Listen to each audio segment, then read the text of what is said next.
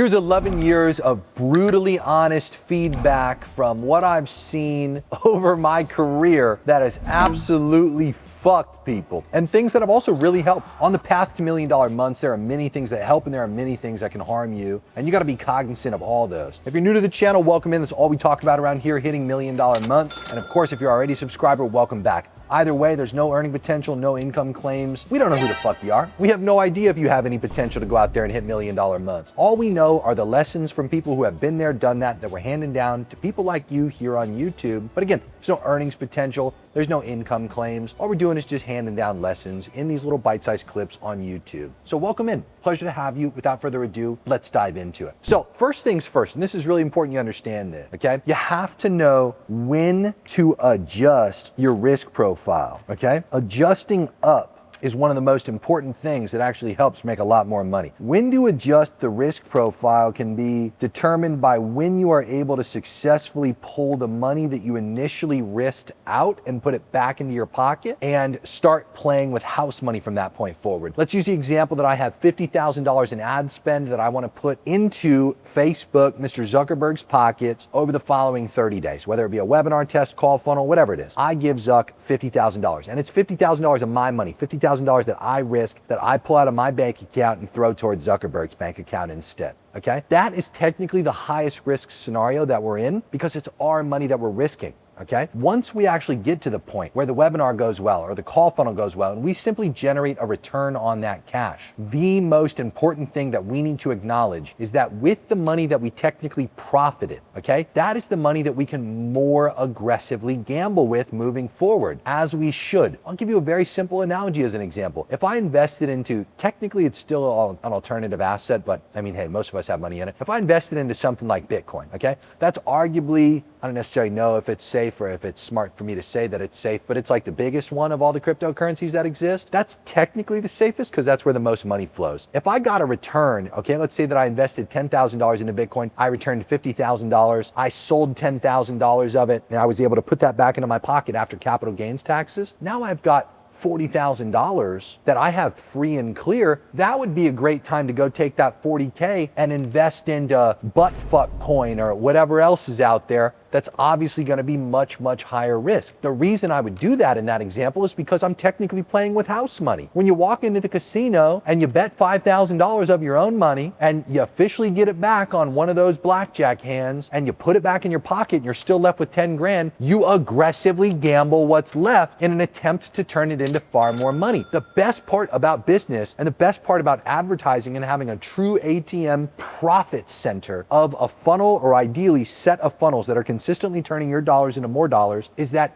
you have the ability to be in control of it, increase the probability of outcomes and returns being in your favor comparatively to crypto or literal gambling at casinos in the two examples I provided to you. This is one of the best times and technically the most safe times to reinvest and take more aggressive actions, okay? That's the part that most people really miss, that either helps them a lot if they do it successfully, or that really holds back the revenue potential. It's just disassociating from the idea that the profit that you initially generate is something that you should go and do something else with. Okay, it shouldn't have another purpose initially. It should be, I need to take greater risks. So that's a great example of that. Let's use the example that you're phenomenal with call funnels, okay? And you consistently do extremely well there, and you're kicking out tens of thousands or maybe even hundreds of thousands of dollars in profit per month out of your call funnels, right? You don't have to risk literally all of it, but siphoning off a good chunk of that and throwing it towards webinars, throwing it towards a challenge funnel, throwing it towards low ticket to high ticket, or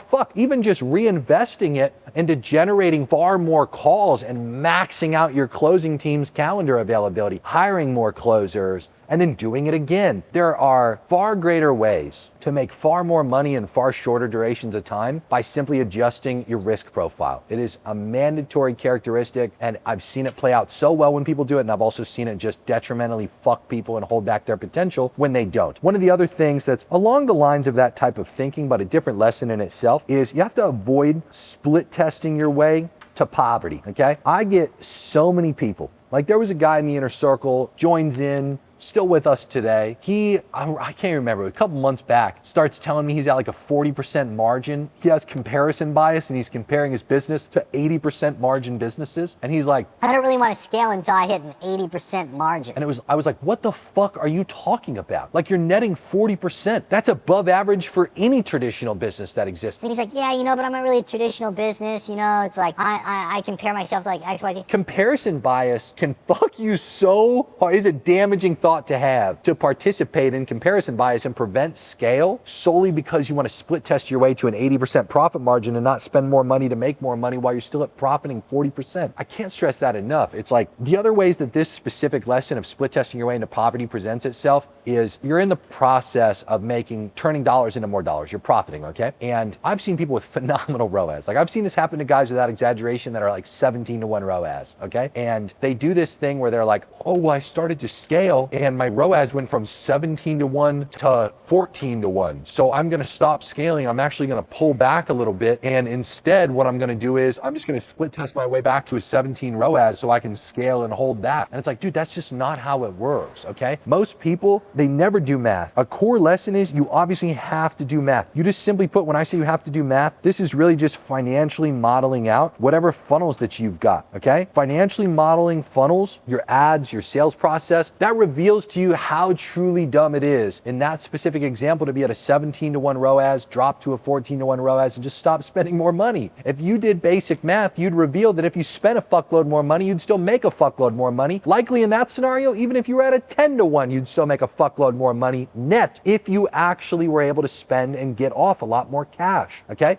One of the other big things, like brutally honest marketing feedback I've seen that can really help or really hurt somebody, believe it or not, an alternative lesson you might not be thinking with, credit line, okay? Whether it's Facebook invoicing, whether it's literal credit cards, okay? Whether it's just having access to more capital in real time when necessary. I have seen businesses where I'll give you a perfect example. This literally just happened last month. We have a client who had $1 million Facebook invoicing credit line, okay? They spent about $500,000 to $600,000 a month. When you have Facebook invoicing, it operates on a net 30, okay? So they opted to accumulate about $995,000 of debt, okay? I woke up one day, the ads manager just showed that $0 was being spent. I was like, what's going on? Maybe there's a payment method verification issue. Something's clearly happening. What could it be? I naturally navigate my way to the billing and payments section of the ads manager, and bang, I'm faced with a $995,000 bill, and it was on a Saturday, okay? The only way you can pay that is via wire. Wires won't process and pay until Monday. In addition to that, they generally take, and they claim this themselves, about 2 to 3 days for it to actually post to your invoicing amount. Something as simple as not paying attention to how much total amount owed going towards Facebook invoicing. The cash was available. There was no issue with being able to pay it, to be clear. But due to the fact that they didn't pay it because it operated on a net 30 and nobody thought about it, now there was no ad spend going out for upwards of 5 full days.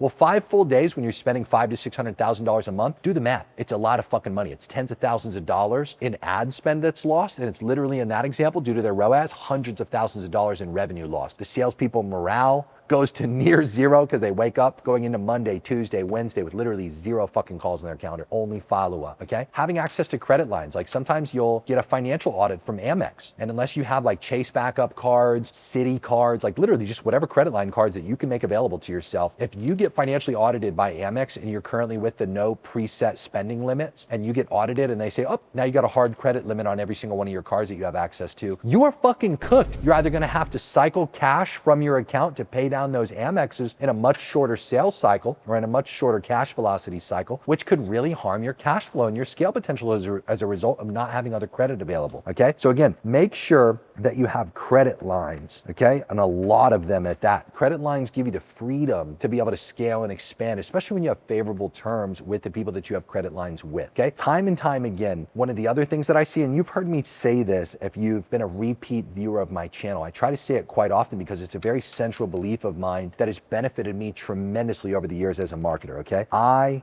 do not want to be right.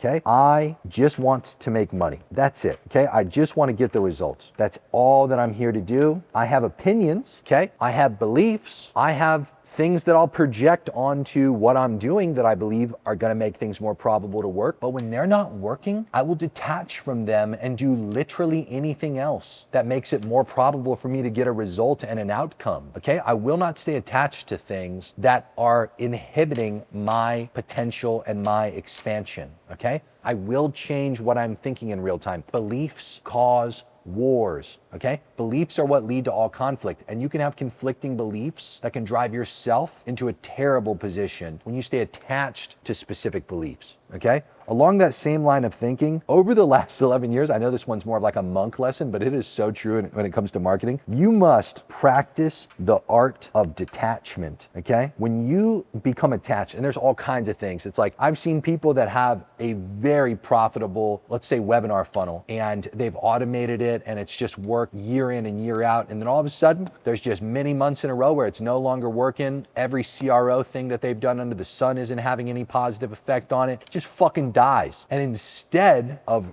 rotating away from it, doing something else, becoming profitable elsewhere, they stay attached. And that attachment pulls a lot of that profit that they've been able to accumulate right back into Zuckerberg's pocket.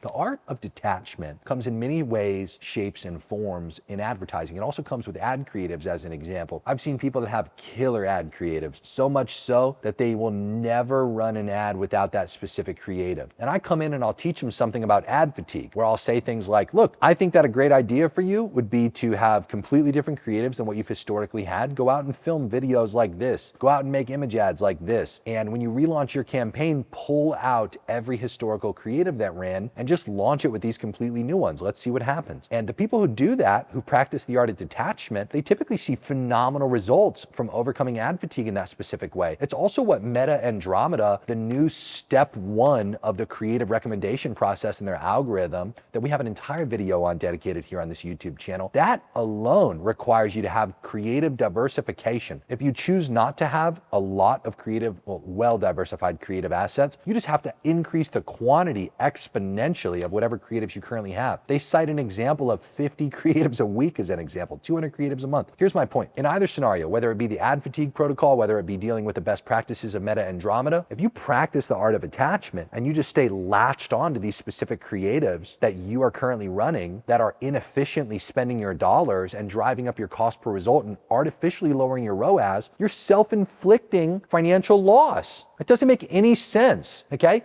What you must do when I say you have to practice the art of detachment, it's like you have to let go of the opinions, okay? Try what you think is probable to work, sure. I'm all for that. I do it all the fucking time. But when something that I'm attempting to do doesn't work, I detach from it. When I am running something for a long duration of time and it is causing my spend to be inefficient, I detach from it. When I have a funnel that is losing money for a sustained duration of time with so many different tests and best practices being applied to it and it's still not working, I'm not going to continue losing money. I'm going to detach from it. When I have somebody that was a core part of our business for a long time that all of a sudden is a dipshit and no longer going to help the business drive more revenue and move forward, I'm going to detach from them, okay? The art of detachment is what enables you to progress at a faster rate. And along that same line of thinking, we'll go into the next one here. The speed in which you solve problems directly dictates success. Okay, it dictates the speed of success. Critical, mission critical lesson. So many people, I look at it like this, okay? I'll give you a direct example with this literal facility that I'm sitting in right now. We acquired this about 3 weeks ago.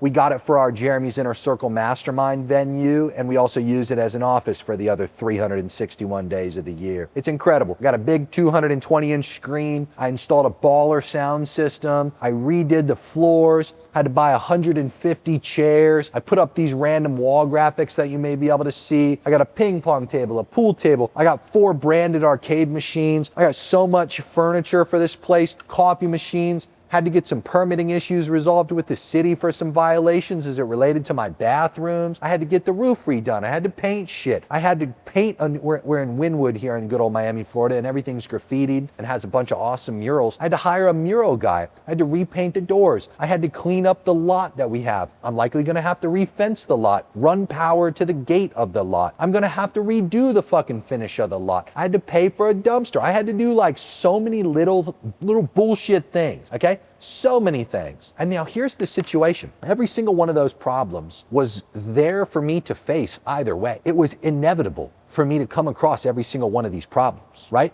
And it's a self-determining approach to say what pace I want to deal with those problems. They're all there no matter what, okay? I do not want to deal with them over a broader duration of time. I'd rather stack them all up and deal with them in an extremely short duration of time. Every contractor who was coming in here for repeat work or just their ongoing work that they needed to do, even my neighbors in these fellow businesses alongside of me were like, What the fuck is going on over? You guys are going crazy. You guys are rapid. Like you're speeding through this shit. Wow. And I'm over here thinking to myself, I could go faster. I could get more things done. I'm pissed that XYZ of a contractor couldn't come on a specific day, that I had a bunch of other people over here doing shit. Now here's the point I'm attempting to make. It's a choice to move at a faster pace. It's a choice to deal with all of the problems in a shorter duration of time and just blitz through them and solve every one of them, so I could get to the other side where it's usable for things like this, where it's usable for workshops I want to have here, where it's usable for my staff and myself to use as a fucking office facility, where it's usable for our Jeremy's Inner Circle masterminds that we do every quarter that there's links for down in the description. I can't stress enough, in marketing, one of the silliest things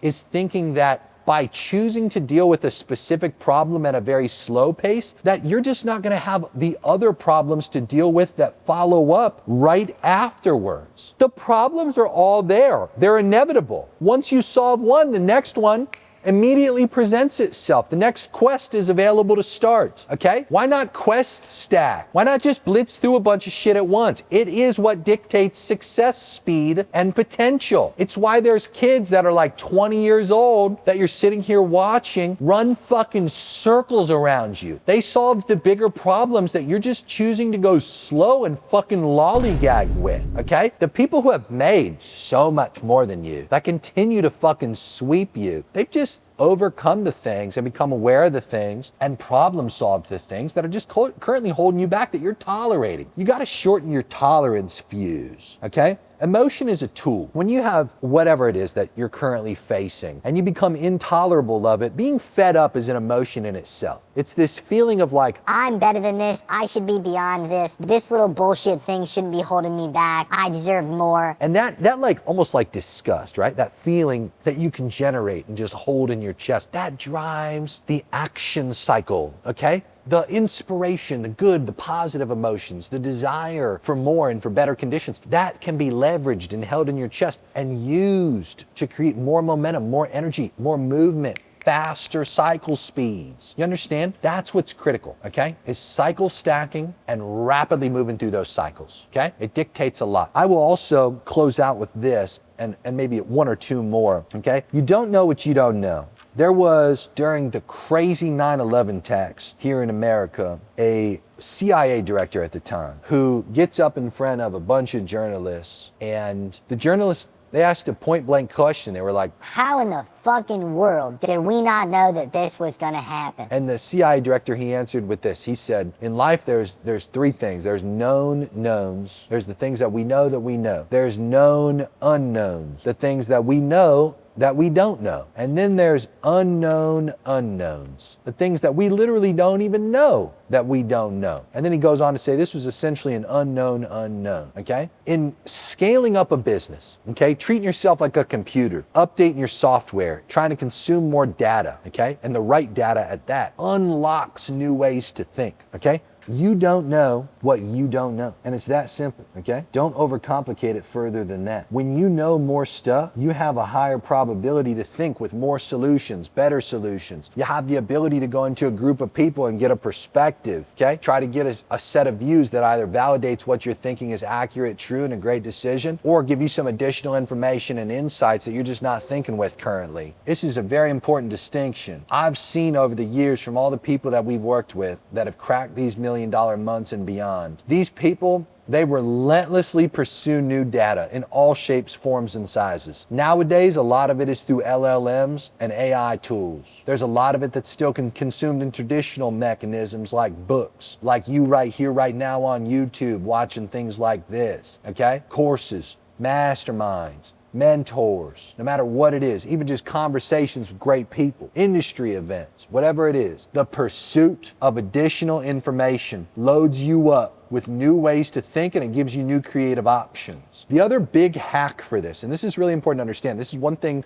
that I've seen as a great pro tip over the years. Other people have accumulated data for very specific things and compounded it to a point where you likely will never catch up to all of the specific things that they've chosen to learn, okay? And no matter what you specifically spend in terms of time, you likely just won't catch up to certain people that you can just bring into your business to provide insights and perspectives. And so one hack that a lot of the bigger people use is they will hire people who are experts, who have spent that time, who have accumulated that experience doing things that they want to do themselves. And they'll hire these people for the perspective that they can provide, even if the perspective does something as simple as validating what they're currently doing or what they currently know. A lot of the times, though, it's not just that. By far, it's not just that. Most of the time, it's all of the things that you don't know. The other person can look, analyze quickly, deploy information that makes very rapid results in a great direction and a solid set of momentum possible for you. That's why you constantly see me here. If you're new to this channel, this would be your first time hearing this. Of course, if you're a repeat viewer, you're gonna hear it again. You constantly hear me talk about how great this channel can be for your growth and for your momentum and for your success potential. You also constantly hear me talk about the courses, the information, the education company offers, the marketing agency offers that we have, and the links down in the description. Like Jeremy's Inner Circle, I do one-on-one calls, I do weekly group calls, I do quarterly in-person masterminds, and you could see how serious I take this. This isn't like some fucking dickhead sitting here selling you a side piece course income. I have an education company,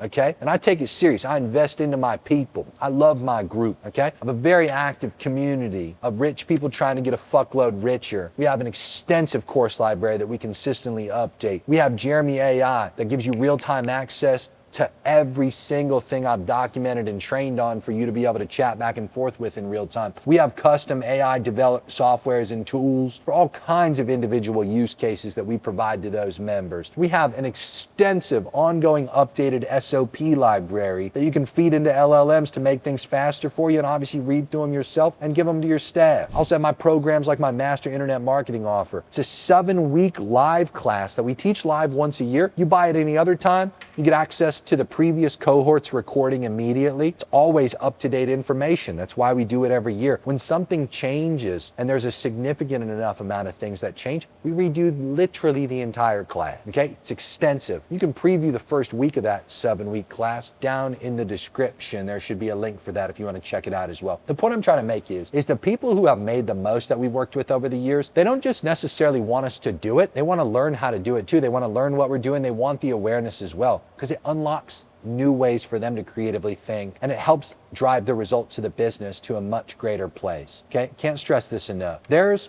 a tremendous amount more that I could sit here and go on and on and on about, but I don't want to sit here and consume all of your time. These are very high impact lessons that I've sat in here and provided to you. But again, there's so much more, but I'll leave those for the paid programs that we have. Go check out some of my other YouTube videos on this channel. They're all very well oriented towards you making a lot more, becoming more aware. They're all very specific things that you must know on your journey on trying to crack $1 million months or add that next million a month to what you're already doing. So go get richer and go consume some of those other videos. And when you're ready, check out those links down in the description. Talk soon.